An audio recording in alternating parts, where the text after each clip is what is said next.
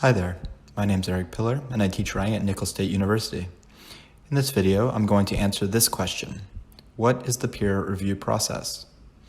Understanding what this process is and how it works will help you not only as a future writer of scholarship, but also as a reader of scholarship, as a researcher. In particular, you'll have a better idea after watching this video of what's meant by the phrase peer-reviewed article. After a scholar, like a scientist, ethnographer, or literary critic, has completed a research project, she's ready to share her findings. She might present the results of her research at a conference or disseminate them in any number of other ways, but it would also be pretty par for the course if she drafted an article and submitted it to a peer-reviewed journal. So, the journal's editor receives the manuscript and evaluates it. And at this point in the process, a couple of possibilities begin to open up. For one, the editor might not want to publish the article. In that case, the editor would respond to the author with a desk rejection, a rejection straight from the editor's desk, so to speak. Bad luck for the author. Let's step back for a moment and imagine that I'm an author, and I'm not a scholar, just a wine enthusiast.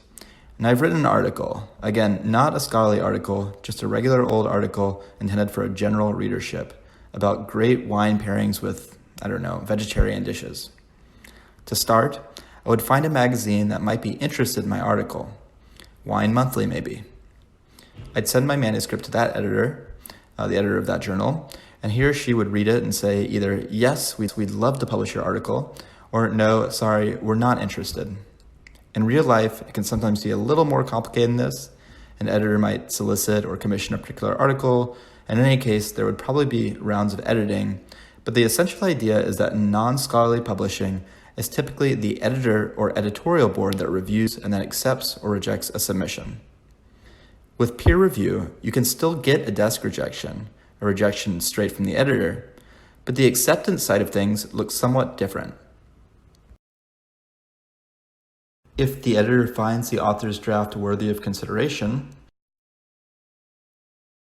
he'll send it to peer reviewers, other experts in the topic. For example, say that we're talking about an article about some episode in mid-20th century Guatemalan history, which the author has submitted to a Latin American history journal. The editor might be a historian who specializes in Brazilian history, though, not Guatemalan history. So even if he thinks the submitted manuscript is interesting, important, methodologically sound, and all that, he'll rely on the reports of peer reviewers, experts in Guatemalan or at least Central American history, to confirm that the article is worthy of publication. And no, the author doesn't know who these peer reviewers are. Peer reviewers will independently read the manuscript and write reports assessing its strengths and weaknesses. In these reports, they'll recommend either that the journal accept the submission, that the journal reject it, or that the author revise further based on their comments and resubmit for another round of review. If the peer reviewers disagree, it's common practice for the editor to enlist another peer reviewer. And if that doesn't work, the editor can step in and decide on his own, taking into account the reviewer's comments.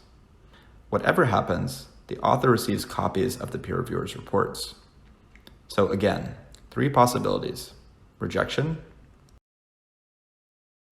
acceptance, usually contingent on the completion of some minor revisions specified by the editor, or a response of revise and resubmit.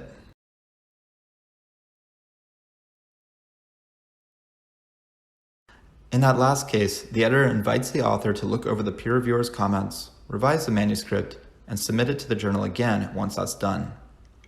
This process of peer review is intended to ensure a higher standard of quality and reliability.